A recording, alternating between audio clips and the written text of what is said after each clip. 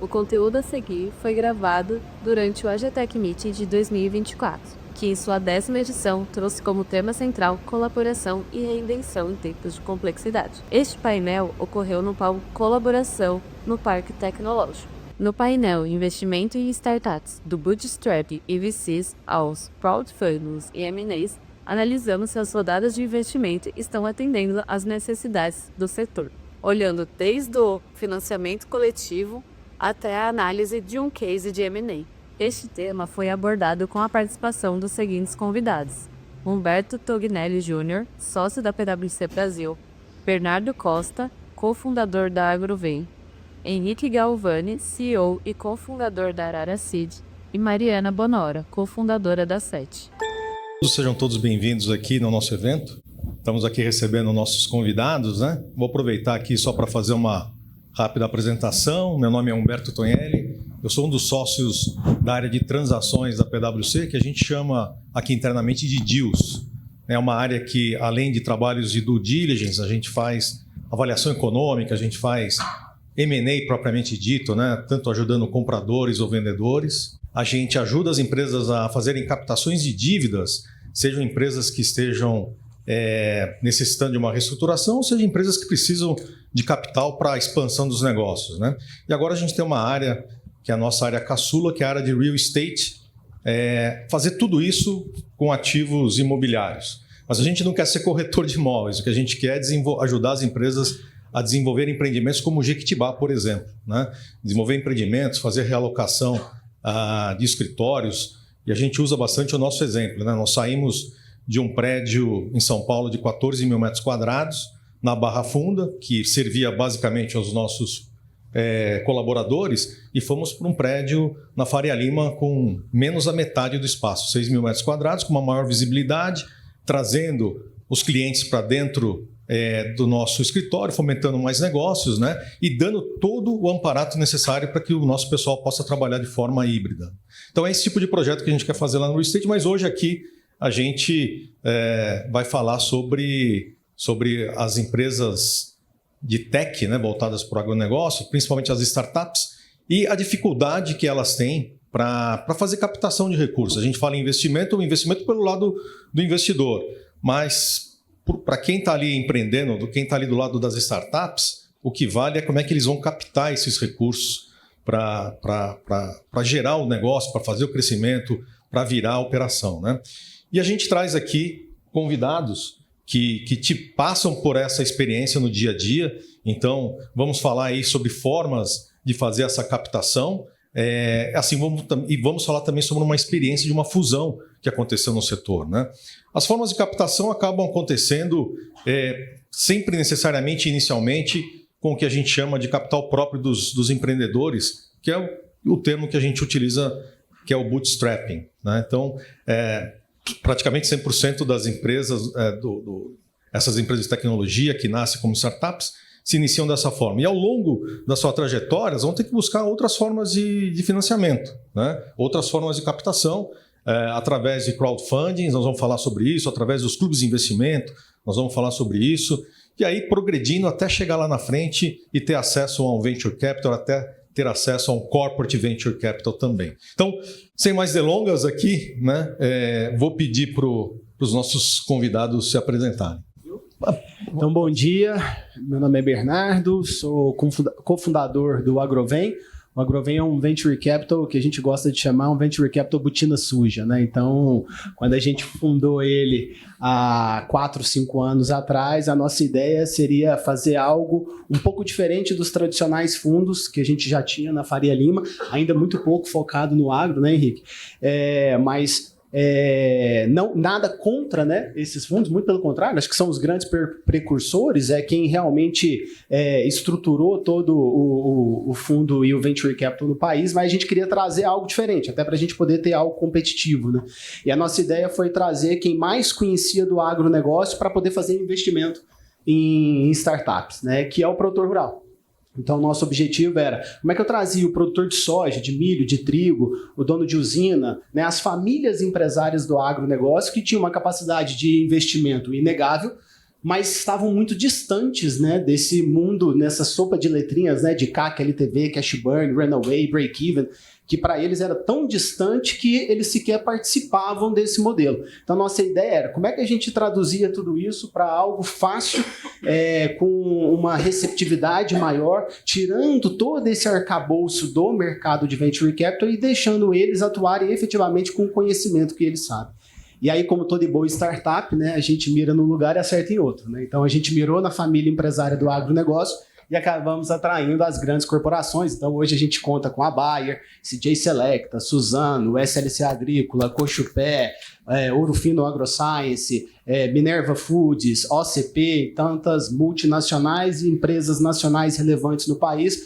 E junto hoje a gente tem mais de 300 investidores focados exclusivamente no agronegócio, né? O nosso objetivo é investir 100% da cadeia, antes, dentro e fora da porteira, mas sempre objetivando o investimento no agro e tentando traduzir isso com o aporte não só do capital, mas com todo esse smart money, né? A gente pode dizer que ali dentro do grupo a gente tem alguns milhões de hectares de soja.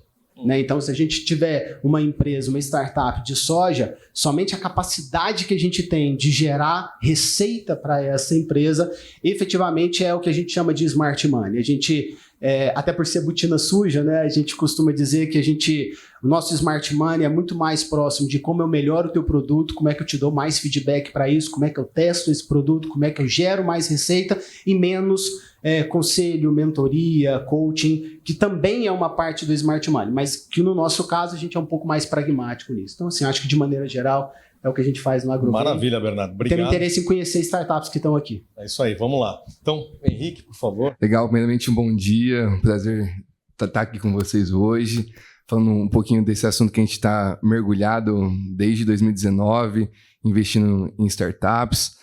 Já com crowdfunding, a partir de outubro de 2022, a gente hoje tem 3.200 contas abertas com a Arara Seed, 450 investidores ativos, quem pelo menos fez um investimento nos últimos 12 meses, e já captamos, entre rodadas públicas e privadas, um pouco mais de 30 milhões de reais nesse tempo. A nossa tese é muito focada em agro, food e clima, cheques de 400 mil a 2 milhões de reais.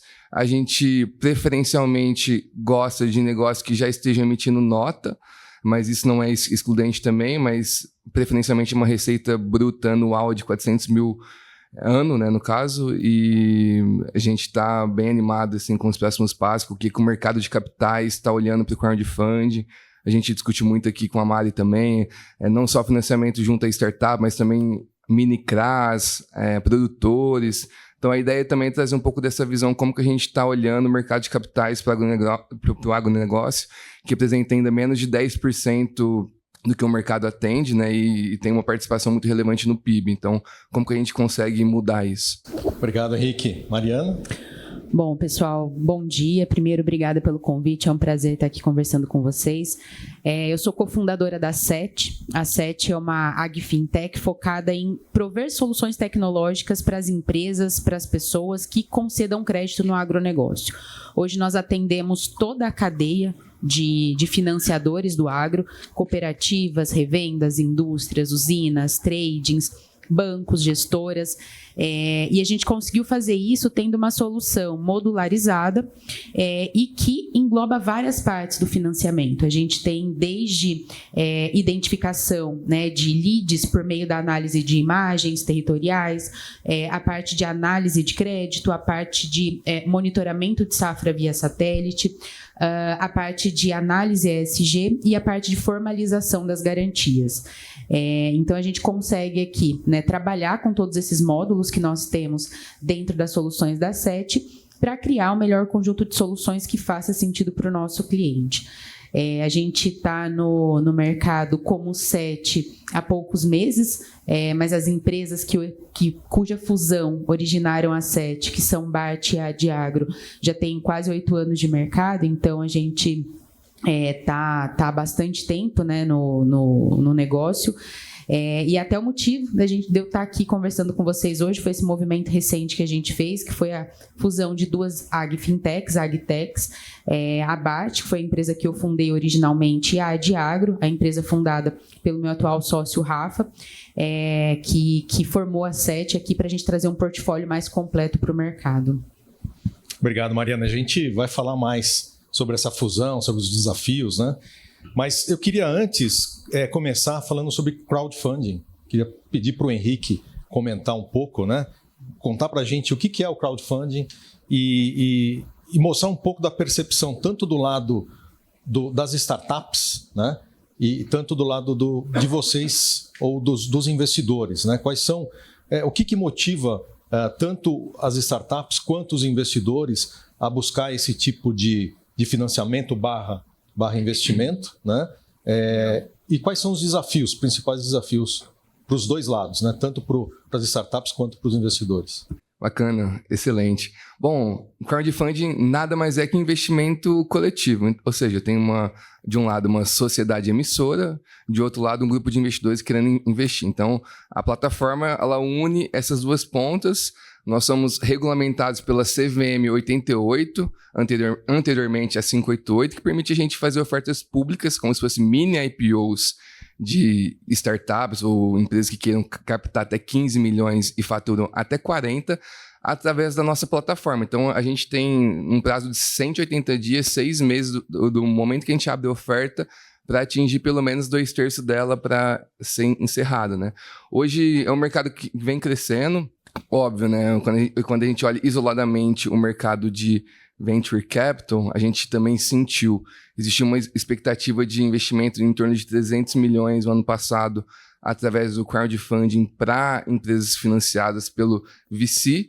Acho que fechamos algo próximo de 220 milhões, então um pouco abaixo do que foi dado realmente ali como uma expectativa. Contudo, o que a gente está olhando bastante é a parte de dívida, principalmente decorrente aos mini-CRAs, aos mini-CRIs, tem bastante empresas fazendo isso, né? E aí esse é um mercado que abre muito leque, porque diferentemente do investimento de capital de risco, né? Você aloca sua grana ali para 5 chegando até 10 anos muitas vezes, os juros o brasileiro já está acostumado, então a gente está visualizando uma oportunidade muito grande no mercado. E também a gente está vendo uma oportunidade com a tokenização, né? E a CVM 88 vai ser a forma da gente tokenizar. Até estava olhando uma reportagem na segunda sobre alguns desafios sobre investimentos em startup, e muitos deles falam sobre a liquidez, né? E aí, quando a gente olha para o mercado secundário, o que está sendo regulado pelo crowdfunding, a gente está com uma oportunidade muito relevante na mesa, principalmente de as startups que participaram desse movimento gerar liquidez para os investidores, que hoje é um dos principais gargalos através de quem investe em startups. E Henrique, essas startups que buscam esse tipo de financiamento, elas estão mais no early stage ou elas podem estar num outro momento, né? E qual a dificuldade que elas teriam para acessar um venture capital, se elas estão ainda no early stage? Legal. Antigamente eu percebia que existia muita ressalva de empreendedores quando ao modelo de crowdfunding. Principalmente VCs pensavam, ele não conseguiu captar via um mercado convencional de VC, ele foi procurar uma fonte alternativa de investimento via crowdfunding. Eu vejo que tem mudado dos dois lados, tanto dos empreendedores quanto também dos venture capitalists. Então, a gente está vendo uma adesão muito relevante. Em termos de perfil, o que nos procura para captar? Geralmente num estágio até seed, visto que a nossa tese é cheques até 2 milhões de reais. Mas, por exemplo, recentemente, a gente divulgou isso na mídia, teve uma startup chamada Bem Agro, que veio para captar com a gente através do crowdfunding. A gente foi analisar os números, os deals, o negócio de fato. Nós entendemos que não seria uma rodada para oferta pública, e sim uma rodada mais institucional. A gente optou por fazer essa rodada, inclusive a Agrovem participou dela, que nós reunimos Suzano Ventures, Case New Holland, Ativos, Agrovem e a MM Agro, que é o fundo do Fértil, né? Então, assim, um estágio, no caso, Pre-Series A, procurando um crowdfunding para captar, não estava dentro da nossa tese, mas vamos apoiá-los. Então a gente conseguiu captar 15 milhões, foi um deal assim, fantástico para a gente. Legal. Só para a gente fechar aqui, né? Os investidores que entram via crowdfunding, eles acabam tendo alguma participação no negócio, eles acabam se envolvendo no negócio, ainda que como influenciadores, ainda como vendedores honorários, né? Ou eles ficam ali mais afastados só esperando os resultados acontecerem? Sim, a ideia nossa é, diferentemente de concorrentes como CapTable, Equiseed, etc., a gente preza muito pela personalização do investimento. Então, na plataforma da Arara Seed, vocês não vão ver muito volume de deals acontecendo. Uma, porque a gente investe em todas as rodadas com o nosso cheque também, dos sócios.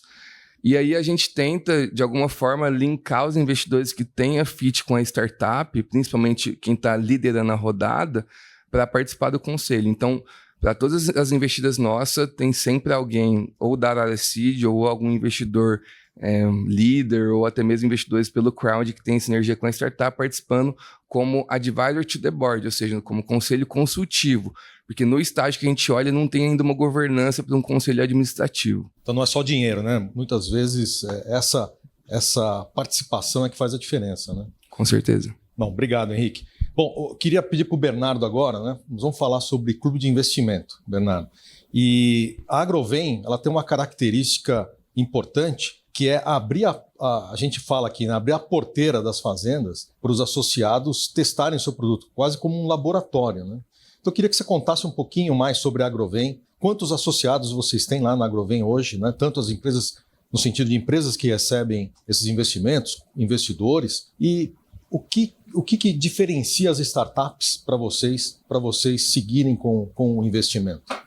Eu acho que, como eu falei para vocês, né, a gente hoje tem uma média de 300 investidores entre grandes corporações nacionais, multinacionais e produtores, né? E a ideia é exatamente poder possibilitar que essas startups que nos acessem tenham acesso a esses investidores, né? Não só na posição de capital, mas também na posição de smart money, podendo devolver para eles feedback do produto, testes, né, em áreas de prototipação, e isso dando uma crescente, né, de produtividade para eles na utilização do produto e também para a própria startup, que pode crescer junto com o aumento da utilização. Eu acho que o grande ponto que a gente tem hoje como uma alavanca de sucesso no Agrovem é exatamente esse grupo de investidores. A gente considera que o grupo é uma grande fortaleza e em vários momentos as startups, eu costumo dizer o seguinte, boa startup escolhe investidor. Verdade. Então acho que esse é o ponto, né? Uma boa startup, ela elege. A própria Bem Agro, né? Nós vimos, né? Vários bons investidores não conseguiram entrar no deal porque tinham vários interessados e ela escolheu. E ela escolheu justamente porque esse investidor aqui vai me possibilitar a prototipação num produto, um algoritmo que eu não tenho ainda, né? Caso da Suzano, nas florestas. Outros vão possibilitar um acesso desse smart money, que foi a nossa escolha. Eles deixaram muito claro, a gente vai escolher 2 venture capitals e 3 estratégicos. Dos venture capitals, nós fomos um e a Arara, junto com a Rural Ventures, foi o outro. Então, porque a gente entregava valor e a gente entende muito claramente, são os nossos investidores que é o nosso valor, né? Porque eles possibilitam para a startup esse hall de oportunidades.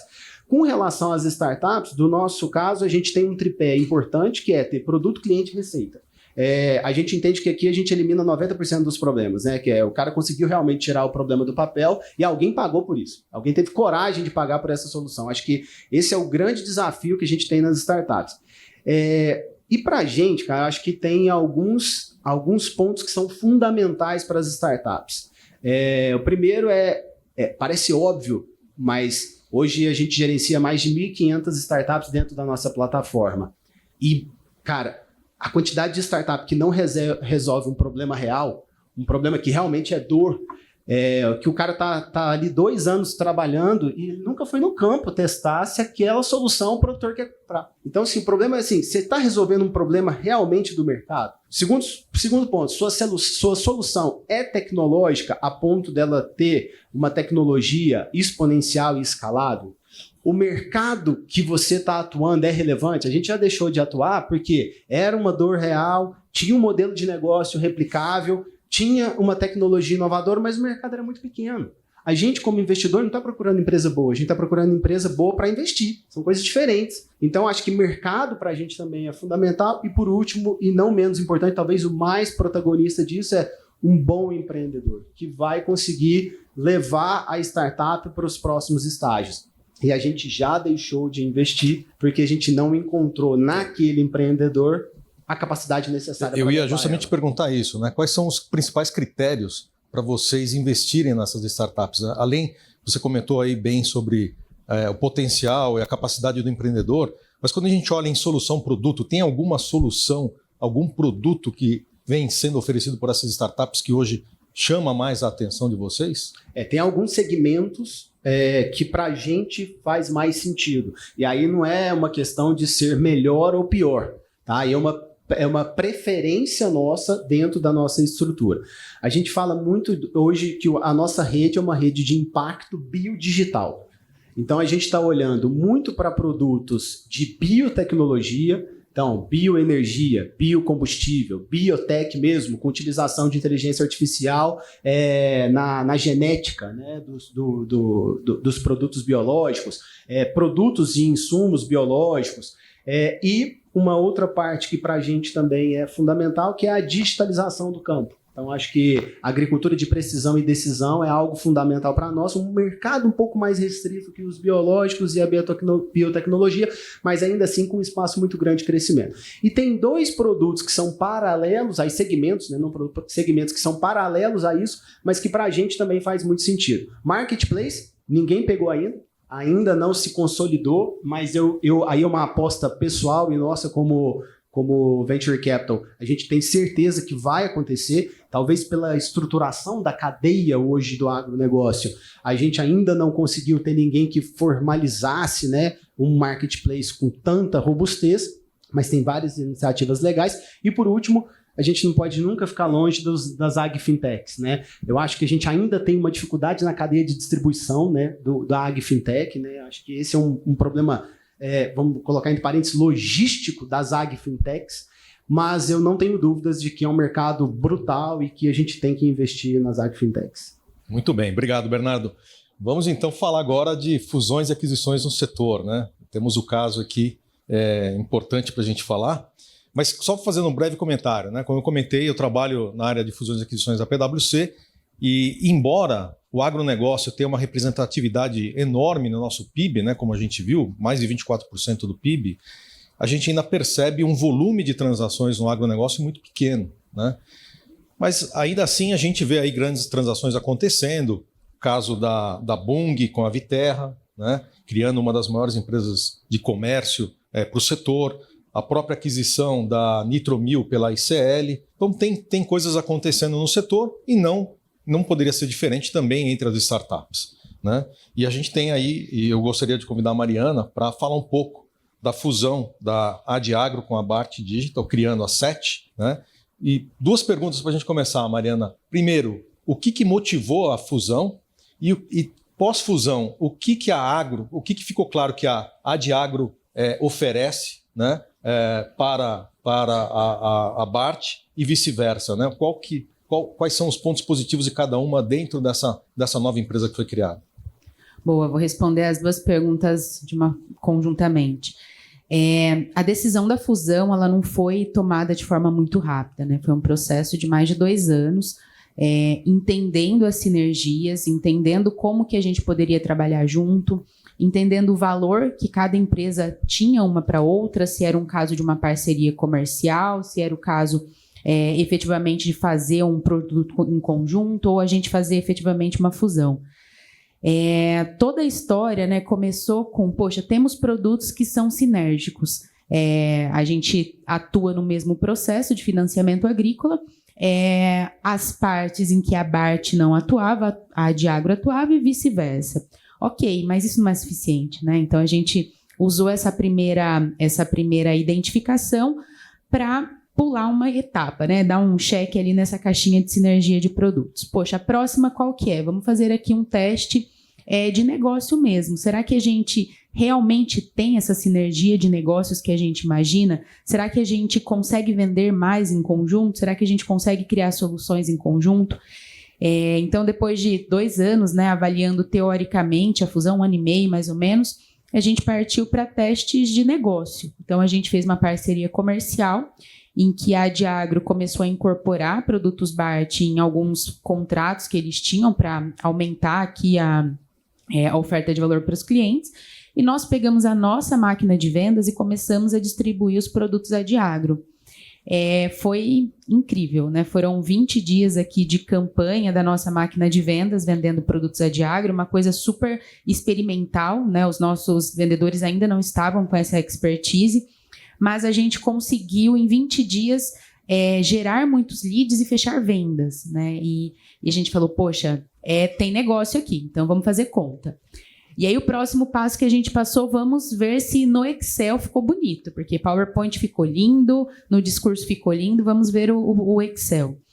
E aí a gente viu que a gente chegou no core assim, da fusão, que foi entender que a BART tinha um produto com uma venda muito rápida, uma dor muito fácil do mercado enxergar, que é a dor da formalização, que é o seu contrato que demora para ser feito, que é o seu registro em cartório que demora, a sua busca de informações que poderia ser automatizada. E a gente consegue ter um processo de venda rápido. E a Adiagro tem um produto, né, agora é a 7, que tem um produto mais completo, mais complexo e que tem uma margem muito boa. Então, o que a gente falou? Poxa, a gente consegue aqui trazer o melhor dos mundos, que é diminuir o CAC, né, o custo de aquisição de clientes para os produtos de monitoramento da Adiagro, análise de crédito, e a gente consegue incrementar a oferta de valor, até então só BART, com produtos com uma margem muito maior. E outra, né, a gente estava inserido em mercados diferentes, apesar dos produtos poderem ser vendidos para mais de um perfil de clientes, a BART estava muito focada no agro e a Adiagro muito focada no mercado financeiro. Então, isso ampliaria, né, as nossas oportunidades de negócio. Então, quando a gente fez as contas, viu que fazia muito sentido, foi quando a gente tomou a decisão de não, poxa, vamos realmente estruturar isso, levar para conselho e estruturar essa fusão, ela tem que acontecer. E aí tem algumas coisas que são mais abstratas, mas são extremamente importantes, que são as pessoas, né? Então, nesses 2 anos de avaliação, eu e o Rafa, a gente entendeu a nossa complementariedade, o que eu era bom, o que ele era bom, o que eu sou ruim, o que ele é ruim. A gente conseguiu definir muito bem onde cada um ia atuar. E os times, né? A gente entendeu como os times trabalhavam em conjunto, né? O time não sabia que a gente estava avaliando uma fusão, mas eles já começaram a pedir, né, para trabalhar em conjunto. Então, foram vários cheques aí em várias caixinhas. Não, bacana. Você me fez lembrar quando nós, PwC, né, fizemos a aquisição do AGTEC, que na época era a AGTEC Garage, né? E agora nós estávamos atrás de inovação, se aproximar da inovação.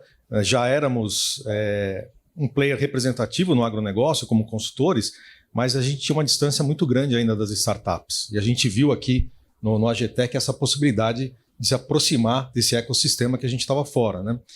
E você me fez lembrar do PowerPoint, do Excel, e depois de tudo isso tem a vida real, que é operar em conjunto, né? Fazer essa fusão acontecer, fazer ela funcionar. Nesse sentido, você acha que a fusão está alcançando os resultados esperados? E quais foram os principais desafios que vocês tiveram nos primeiros dias, principalmente, pós o anúncio da fusão das empresas?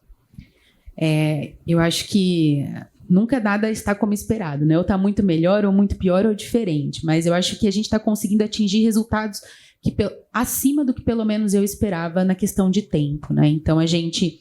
em 4 meses de fusão anunciada, a gente conseguiu modelar a proposta em conjunto para os clientes. A gente está hoje em mais de 300 empresas, a gente, né, como BART e Adiagro, e a gente conseguiu começar a distribuir esses produtos com uma margem maior para a nossa base mais pulverizada. E a gente tenta ser muito consciente nesse processo, né? Que a gente não seguir o fluxo, né? Porque é muito fácil a gente esquecer o que a gente tinha como objetivo e ir mudando as prioridades. Então, a gente tenta ser muito consciente nisso tudo. E agora a gente está numa parte em que ela é muito desafiadora, que é é modelar a nova empresa, modelar cultura. E a gente não pode subestimar, né, a importância disso e o tamanho desse trabalho. Então, uma das coisas que a gente aprendeu com outros casos de fusão, incorporação, é que tem coisa que não dá para acelerar. A gente tem que esperar o tempo, né? Às vezes a gente quer acelerar, a gente acelera o precipício. Então, vamos dar o tempo para algumas coisas acontecerem. E para a gente conseguiu alcançar um primeiro objetivo que já era almejado, né, na fusão, mas agora a gente vê que é cada vez mais importante no momento atual de mercado, que é a gente deixar a mentalidade não, né, mas o modus operandi startup de captar investimento para manter, né, a inovação, para partir para uma empresa num curto prazo, uma empresa lucrativa, conseguir ter uma estrutura consolidada e aí sim avaliar qual que é o melhor momento de investir em novos ciclos de inovação. Então, acho que tendo tudo isso em vista, o resultado está até melhor do que eu esperava. Muito bem, muito bem. Bom, obrigado por compartilhar aí essa experiência. Pessoal, nós vamos aqui abrir um pouco para discussão, né? Eu queria convidar vocês a pensarem em algumas perguntas para a gente fazer para os convidados, tá? Eu vou primeiro fazer uma pergunta aqui para eles, aí na sequência, quem quiser, só levantar a mão, nosso time vai levar o microfone para vocês. Bom, acompanhando aqui a fala, né, dos três, e vocês três, fica muito claro a importância que esses investimentos têm para as startups, né? O quanto elas conseguem progredir com isso, e não só os financiamentos, mas como o exemplo que a Mariana trouxe de uma fusão entre duas empresas, né? Eu queria que vocês comentassem um pouquinho sobre essas opções que as empresas têm para buscar esse financiamento, seja através de um crowdfunding, seja através de uma emissão um pouco mais elaborada, seja buscar um venture capital, um corporate venture capital, né? E se existe uma preocupação desses empreendedores, né? Preocupação por consciente ou inconsciente de perda de controle da operação, né? De trazer uma diversificação muito grande para o capital, para o cap table dessas empresas, né? Será que eles têm essa consciência que eles podem estar diluindo a participação deles, né? Eles têm essa preocupação? Como é que vocês enxergam isso? Queria, de forma bem ampla, né, falar um pouquinho aí sobre as formas de financiamento e essa percepção deles com relação à diluição de capital. Aí quem quiser comentar aí, fica à vontade. Vou deixar a parte de investimento para o Henrique, mas eu queria falar mais do cap table, porque eu acho que esse é um ponto crucial e muitas vezes os empreendedores fundadores não têm noção do quão relevante ele é, né? Talvez o cap table seja a coisa mais importante que você tem hoje na empresa. E trocar o equity por investimento é o mais caro que existe, né? Mais caro que dívida. Porque você está tirando um pedaço que hoje talvez pode não valer nada, mas vale um absurdo, né? No futuro, se der tudo certo. Então, acho que é um ponto muito importante, né, para os empreendedores tomarem bastante cuidado com o cap table. Nós já deixamos de investir em algumas empresas porque eles foram tão massacrados ao longo das primeiras fases que acabou que quando o fundador chega muito diluído, nós, como investidores, olhando que a gente entra ali num pré-seed, seed, pré-série A, a gente ainda não tem tanta liquidez clara, né? Mas a gente não vai ser líquido antes de uma série B, uma série C. Para chegar lá, todo mundo que vai investir quer que esse fundador ainda esteja compromissado com o negócio. E ele só vai ser compromissado se ele tiver um cap table ainda no controle dele. E controle que eu falo não significa 50+1. Em cada cadeia a gente tem ali um coeficiente que parece fazer sentido. Quando chega para a gente está ali entre 70% e 80% é fundamental. Talvez uma série A ali em torno de uns 50%. Então vai seguindo. Não tem um número cabalístico não, mas a gente tem uma noção. E em alguns momentos o que tem acontecido inclusive é que os próprios investidores das rodadas anteriores eles têm aceitado criar stock option para os fundadores, porque senão os próprios investidores não entram. Nós tivemos uma situação recente junto, a gente tem feito vários deals conjuntos, nós e a Arara Seed, e que a gente falou, a gente investe, desde que os investidores da base, né, entreguem parte desse capital para o fundador de novo. Então, teve operação que o fundador, quando chegou para a gente, estava com, 40%, e quando terminou a rodada, ele recebeu mais um valor e terminou a rodada com 50%. Então, assim, a diluição praticamente não afetou ele, afetou os investidores da base. Então, tem que tomar muito cuidado. Acho que para o investidor, tomar bastante cuidado também. Cara, não é catira. Investimento de altíssimo risco não é eu vou comprar essa startup um pouquinho mais barato, eu vou ganhar um pouquinho mais de cap table, eu vou vender isso, vou ganhar nesse spread. Não é isso, nós estamos fazendo uma aposta. Então, a gente também, como investidor, tem que tomar cuidado com o tamanho do capital que a gente vai pegar da empresa. Para manter a motivação do empreendedor. Do empreendedor, porque a gente está dando um tiro no nosso próprio pé. Se ele não precisa daquele capital naquela proporção, diminui o capital, diminui a participação.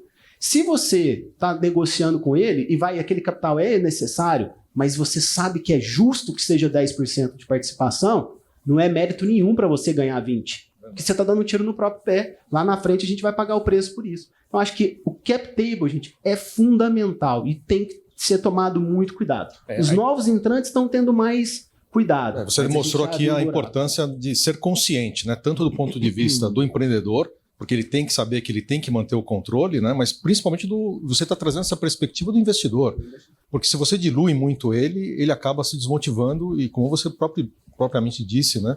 É um tiro no próprio pé. É isso. A gente já viu isso acontecer várias vezes, né? Tanto que nós, como estamos ali na cadeia da pré-série A, em muitos momentos está tendo que existir uma recompra de participação, e aí não é uma compra efetiva, acaba se criando um stock options que o empreendedor fundador ele acaba recebendo mais capital social. Então, bacana. Fundamental. Obrigado. Então vou pedir para o Henrique e para a Mariana complementarem, né? E aí focar um pouco mais nessa parte ainda de captação. Se existe espaço até para uma convivência, né, entre crowdfunding e venture capital, ou se um acaba inviabilizando o outro, enfim, qual que é a experiência de vocês com relação a isso? Legal.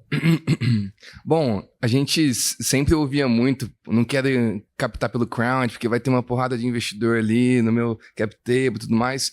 Mas existem hoje mecanismos que dá para a gente estruturar todas as pessoas físicas que entram em um só veículo, que a Arada 100% faz dessa maneira, que é constituir um veículo de investimento para cada rodada de investimento, no caso. No caso é uma SCP, uma sociedade contra participação. O líder é o sócio ostensivo, todos os demais investidores entram como sócios participantes. Então, para aquele anseio de muitos empreendedores de ter que gerenciar um cap table com 100, 200 pessoas, a gente acaba mitigando com essa estrutura de investimento. Então, esse é um ponto. E o que eu mais vejo, assim, na análise, eu não tenho tanta base quanto a Agrovem. Hoje, nossa base tem próximo de 420 startups, sendo que a gente avaliou umas 240. Muito erro em projeções financeiras sobre o quanto que realmente aquele empreendedor precisa. Então, eu sou um cara financista, então eu sempre olho o fluxo de caixa. O que a gente mais pega no pitch deck lá, 2 milhões de captação, aí você vai lá olhar o fluxo de caixa, por 500 mil. Mas e aí, onde está 1,5 milhão, né? Então, assim, um dos mais erros, alguns de erros mais evidentes que a gente pega em relação à projeção financeira também, não só o planejamento da rodada, mas em relação à projeção financeira. E a gente sempre fala, capte nem mais, nem menos daquilo que você precisa. Capte o necessário para o próximo level. E aí, o que a gente, trocando bastante ideia com empreendedores, observa também, que a galera não tem a visão de captação por etapa. O VC é uma etapa, então você tem que cumprir ela para ir para o próximo estágio, e próximo valuation, e para a próxima diluição. Então, captação por etapa é algo bem importante que eu vejo muita deficiência nos empreendedores. Obrigado, Henrique. Mariana, o que você traz de experiência para a gente aí? Bom, como eu mencionei, né, a BART, ela foi criada em 2016. Para quem não vivia aqui esse mundo de inovação, startup, era quase os anos 80, assim, das startups. Porque quando a gente olha tudo que aconteceu, tudo que a gente fez de errado, a gente pensa, meu Deus, como deu certo, né? Como estamos aqui. Então, a gente cometeu muito erro, todas essas questões aqui, que a gente teve que lidar e corrigir depois. Mas a gente aprendeu e foi bom, né? Serviu de lição aqui para a gente ser uma empresa mais madura hoje, não cometer esses erros de novo. Mas, por exemplo, essa questão de cap table, a gente, quem não se preocupa no começo vai se preocupar do meio para o final. Então, isso é fato. Em algum momento você vai se preocupar com cap table. Captar mais dinheiro do que você precisa. Você vai criar uma estrutura muito maior do que você precisa. Você não acelera ciclo de venda, a gente aprendeu isso, a gente entendeu aqui como que funciona o ciclo de maturação de produto. Então, se você capta muito mais, investe muito mais, você inevitavelmente não vai conseguir pagar a conta a tempo, né, de manter aquela estrutura. E se você capta menos, você vai ter que captar antes de provar resultado da captação anterior. Então, vai ser muito difícil. A gente está num momento aqui que o mercado está mudando muito, o mercado de captação, e até por isso que, né, até em decorrência da observação e de tudo que a gente já viveu nesses vários anos de empreendimento, a gente tomou a decisão de se aproximar cada vez mais da economia real, né? Então, vamos buscar ser uma empresa, se manter lucrativo e aí sim, criar um plano de crescimento, de inovação. Eu acho que isso vai mudar muito nos próximos anos. A gente tem aí uma possibilidade ainda mais instabilidade econômica. Então, acho que a gente tem que mudar aqui até a forma como os empreendedores veem o investimento, né? Não dá mais para a gente contar que o investimento vai tornar a empresa viável. Não, a gente tem que ser viável para depois captar e aí dar um salto de crescimento.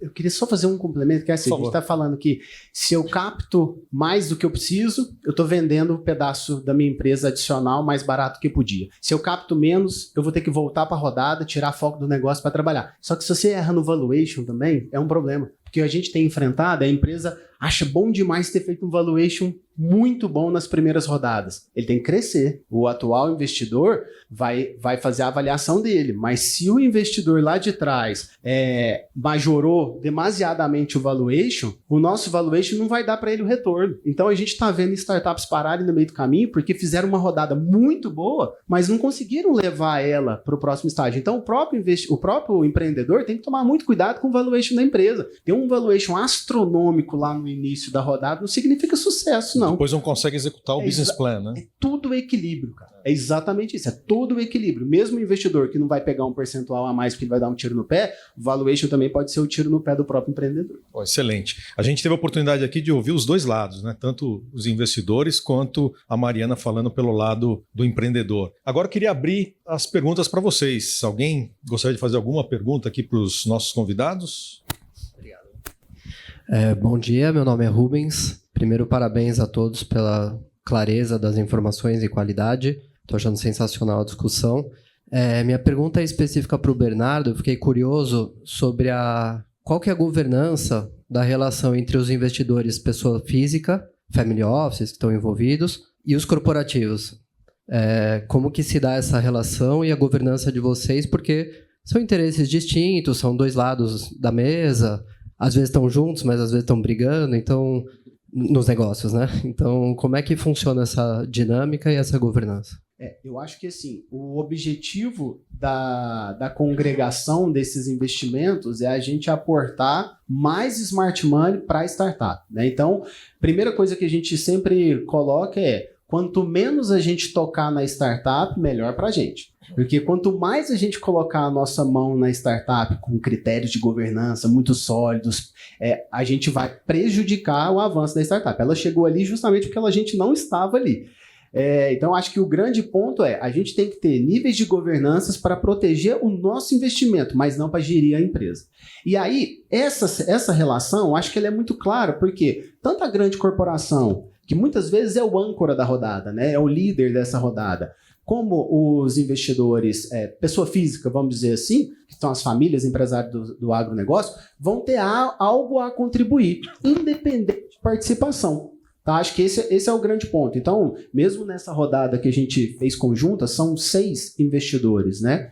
Cada um investiu valores completamente distintos, mas não existe, exceto um deles que tem um direito específico que para a gente fez todo sentido, porque é um potencial exit para a gente no futuro.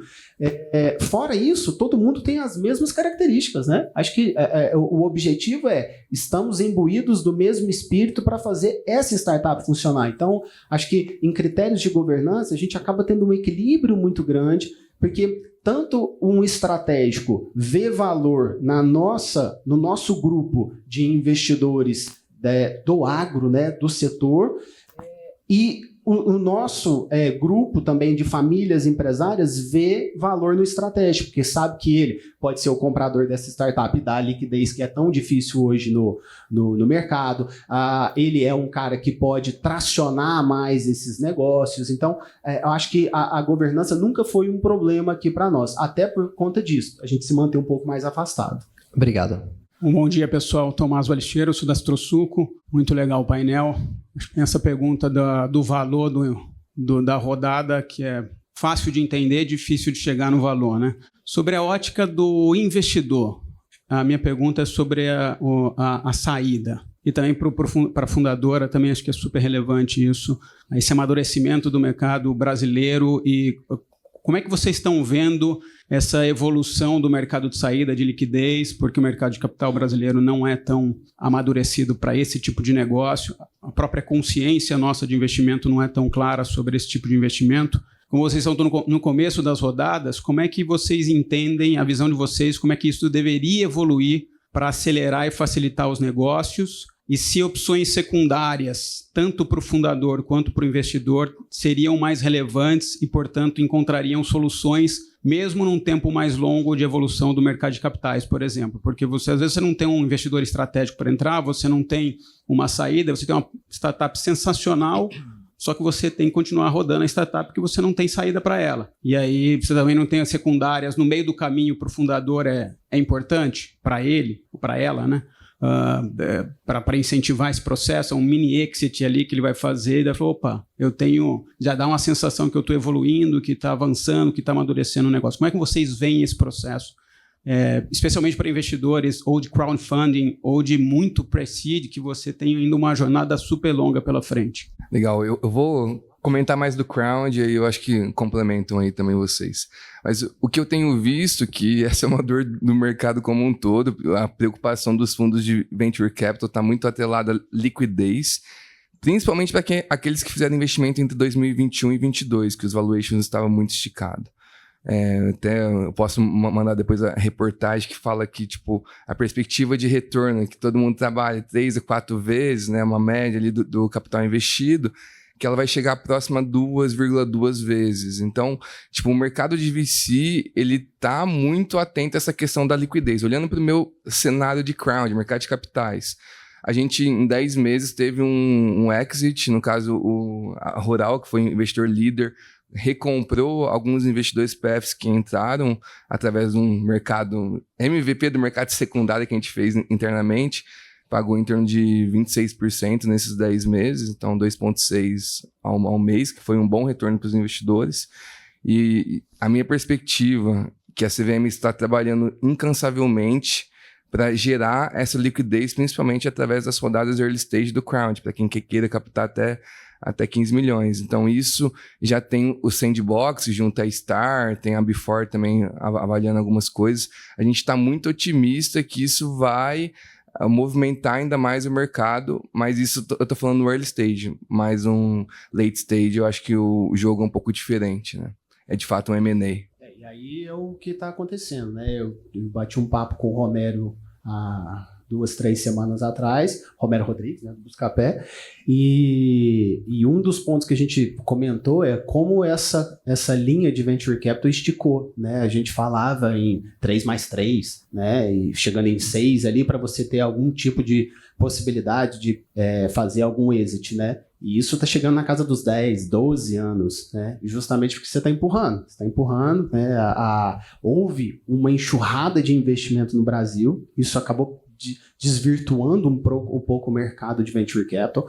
Então, quando a gente fala, o mercado se retraiu, tá? Eu até costumo dizer que ele não retraiu, acho que ele se moldou ao que deveria ser, né? Corrigiu, porque tinha dinheiro investido em coisa ruim demais. Tanto que a gente viu startups que chegaram a valer $1 bilhão, né? Sendo tidas como unicórnio, e elas desapareceram. A startup não existe mais. Assim, como é que investiram dinheiro numa startup que vale hoje $1 bi e depois ela simplesmente não existe mais? Não é que ela diminuiu, não seguiu tão forte, né? Ela sumiu do mapa. Então, existia muito dinheiro sendo descarregado no mercado de forma indevida. Então, hoje houve um rearranjo, só que o exit realmente tem sido a grande trava, né? O mercado de M&As ainda não está aquecido no país a ponto de você ter essas saídas, que aí, obviamente, né, os estratégicos comprando essas soluções, existe, mas é pouco, você pode contar nos dedos, né? O próprio mercado de Venture Capital, você citou um número, né? Ele era, até pouco tempo atrás, 3% do mercado de Venture Capital do Brasil como um todo, o mercado do agro, sendo que a gente representava 30% do PIB, né? Então, assim, há um descasamento, inclusive, do Venture Capital. E, por último, eu acho que a gente ainda não tem esse mercado pronto, maduro o suficiente para a gente poder fazer IPOs, para poder fazer outras modelagens de liquidez. Então, essa é uma trava. Então, o que está acontecendo cada vez mais é o investidor está tendo mais cuidado ao aportar esse capital, porque ele está dentro da tese, toda tese hoje já tem qual que é o meu exit, onde que eu vou sair.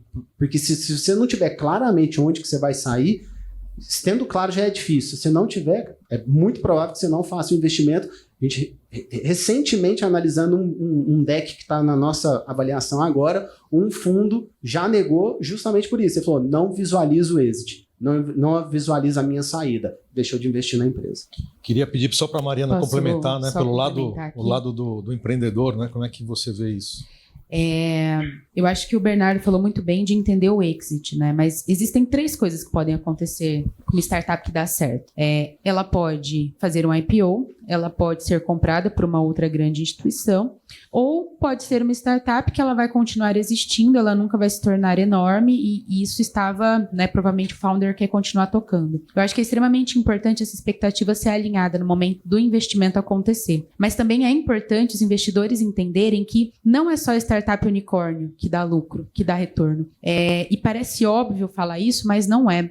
A gente tem uma mentalidade dominante, talvez tenha diminuído um pouco, mas que todo mundo está procurando unicórnio, todo mundo está procurando unicórnio. O que isso faz? Faz todo mundo colocar muito dinheiro em apostas muito grandes. E o risco é muito maior. Se você tem uma dor de barriga aqui no mercado, todo mundo que estava dependendo aqui de uma grande valorização do mercado vai cair. Tem negócios que eles não vão ser unicórnio, seja por causa do tamanho do mercado, seja pela margem, seja por qualquer outro motivo. Mas são negócios que têm um potencial de crescer e trazer um retorno do investimento muito bom. Então, acho que a gente precisa olhar essas 2 coisas, alinhar muito bem a expectativa do investidor e entender que não é só procurar unicórnio que vá para ter lucro. Tem muitos perfis de investimento. Bom, obrigado. Pessoal, infelizmente a gente chegou aqui no final do nosso tempo, mas eu gostaria de agradecer muito a participação de vocês 3, né, trazendo essa experiência tanto do lado do investidor quanto do empreendedor, e também a participação e a presença de vocês aqui, que vocês também possam desfrutar o resto do nosso evento, tá bom? Pessoal, muito obrigado. Espero que esse conteúdo tenha sido útil para você. E se você quiser acompanhar as novidades e tendências que estão ocorrendo no ecossistema de inovação do agro, nos siga nas nossas redes sociais, @PwC Agetec Innovation. E também acompanhe as nossas publicações para não perder a oportunidade de participar do próximo Agetec Meet.